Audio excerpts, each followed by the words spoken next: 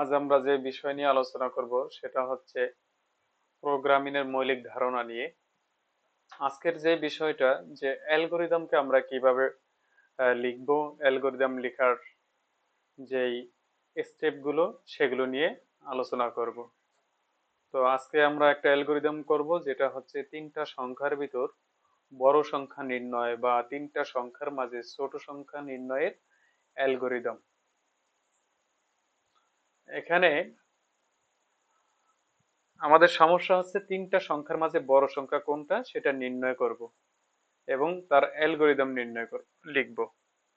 তো যে কোনো সমস্যা সমাধানের ক্ষেত্রে সর্বপ্রথম যে স্টেপটা সেটা হচ্ছে প্রোগ্রাম শুরু করা, অর্থাৎ কাজ শুরু করতে হবে।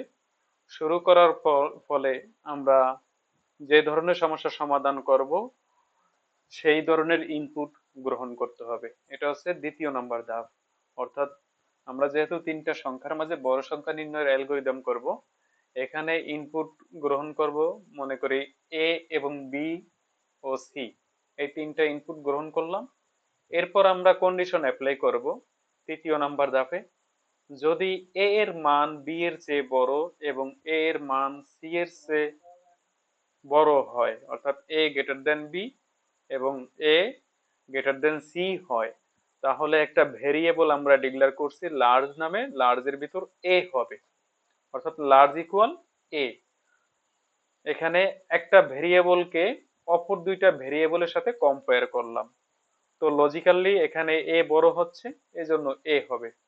অথবা আরেকটা কন্ডিশন আমরা অ্যাপ্লাই করব, যদি বি গ্রেটার দেন এ এবং বি গ্রেটার দেন সি হয়, তাহলে লার্জ ইকুয়াল বি হবে। এখানে এ এবং সি এর সাথে তুলনা করে আমরা লজিক্যালি বি বড় পাচ্ছি, এজন্য লার্জ ইকুয়াল বি হবে। তো আমরা প্রথম কন্ডিশনে পেলাম এ বড়, দ্বিতীয় কন্ডিশনে পেলাম বি বড়। এখন যদি এ এবং বি এই দুইটা বড় না হয়, তাহলে অন্যথায় লার্জ হবে কি সি। তো এই লার্জকে তিনটার ভিতরে যেটা বড় হবে, তিনটা সংখ্যার ভিতর, সেই সংখ্যাটা আমাকে ফলাফল আকারে আউটপুটে প্রদর্শন করবে। তো চতুর্থ নম্বরের ধাপ হচ্ছে লার্জকে ফলাফল আকারে আউটপুটে প্রদর্শন করা। যেহেতু আমরা আউটপুট পেয়ে গেছি, তাহলে আমাদের অ্যালগরিদম এখানেই শেষ। এজন্য পঞ্চম নাম্বার ধাপ হচ্ছে প্রোগ্রাম শেষ। তো আমরা একটা এক্সাম্পল দিতে পারি, যে কোন একটা ক্রিকেট টুর্নামেন্ট হলো, যেখানে দুইটা দল খেলবে। এখানে তিনটা অবস্থা থাকে, একটা হচ্ছে উইন, একটা হচ্ছে লস, আর একটা হচ্ছে ড্র। আমরা যদি দুইটা ঘটনা জেনে যাই যে আজকে এরা জিতেনি, তার মানে অটোমেটিকলি হয়তোবা হারছে, নয়তো ড্র। আবার যদি জানি যে আজকে এরা হারেনি, জিতেও নাই হারও নেই, তাহলে কি হয়েছে, এরা ড্র করছে। তো এখানে দুইটা কন্ডিশনকে আমি অ্যাপ্লাই করলাম, করার ফলে যদি সত্য হয় তাহলে তো এখান থেকে পেয়ে যাব যে কোনো একটা। আর যদি না হয়, পরবর্তী যেই আমাদের অপশনটা রয়েছে সেইটা হবে, অর্থাৎ লার্জ ইকুয়াল সি। এখানে তিনটা সংখ্যার মাঝে বড় সংখ্যা নির্ণয়ের অ্যালগরিদমটা লিখলাম। পরবর্তী যেটা হচ্ছে তিনটা সংখ্যার মাঝে ছোট সংখ্যা নির্ণয়ের অ্যালগরিদম।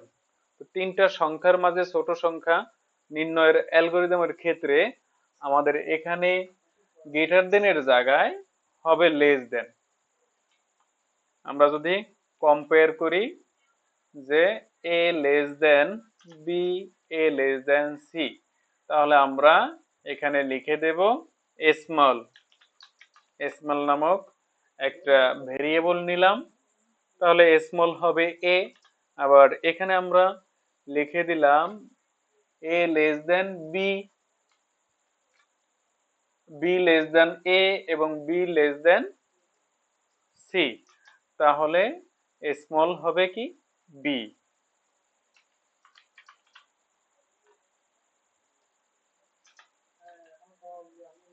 অন্যথায় স্মল হবে সি। তাহলে